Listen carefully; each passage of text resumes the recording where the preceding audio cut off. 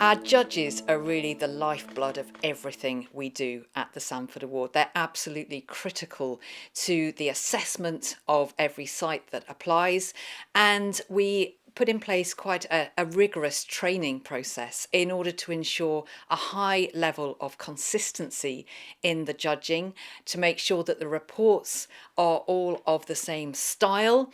But of course, every single judge brings their own individuality to the process too. And we are very, very grateful for the fact that they are giving up their time for free for the Sandfords, and also bringing us a rich variety of expertise from across the sector. A judging visit will be agreed prior to the day with the education officer or equivalent of the education officer at the site, but it will generally follow the same format. I remember giving the room we use a good spring clean beforehand to try to make a good impression. I think I cleaned the windows. All I thought about really was trying to eliminate anything that could spoil the day. When you put your brain into gear, you realise that it's what we're already doing anyway.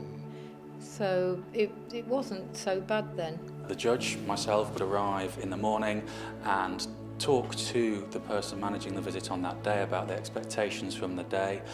I would try and put anybody there at ease who is helping to deliver the day and let them know that this isn't an inspection, but is an assessment against some criteria. When I read the criteria for the Sandford Award, it was a little daunting to start with, and I did feel a little anxious. But having met the judge beforehand, he put me at my ease totally. When the school arrives, what I would look for would be to see a really warm welcome. That would then move into some basic health and safety stuff, and then through to the expectations for the day. I would then try and then become as invisible as possible for the rest of the day, really, whilst the school group is there. He just put himself into the background, really. He stayed at the back of the group, literally at the back of the group, so that wherever we went, whatever we did, he was there. I was aware that he was taking notes, but apart from that, we just left him to it and he left us to get on with things. The school will generally need to leave at about 2:30 to get back for school pickup, and at that point, ordinarily, would I sit down with the education officer or equivalent, and I'd talk them through what I've seen on the day, what happens next. We had a chance to speak with the judge, and he gave us a little bit of feedback. He didn't give us a great deal during the day. We were aware that most things were going to come back in the written report.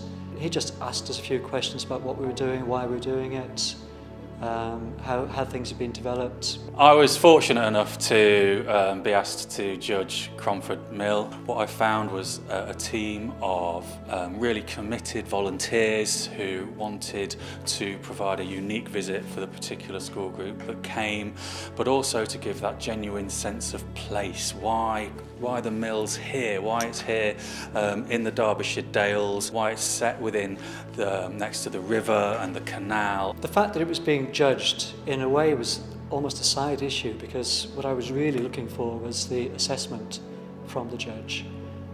It's such a useful thing to have a skilled observer coming in and looking at what you do and making suggestions, recommendations for the future.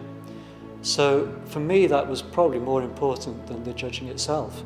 This visit couldn't have happened anywhere else but in Cromford, and I really got a sense of that, and therefore the children I could see throughout the day getting a sense of the importance of this place. And because I was a local school group, that went more than delivering the learning outcomes, went beyond delivering learning outcomes that the teacher asked for, but really gave children a sense of pride, I think, in their area as well, which can only be positive when they take that back into their own lives and into their own school. Obviously, when the report came through, most of it was very positive.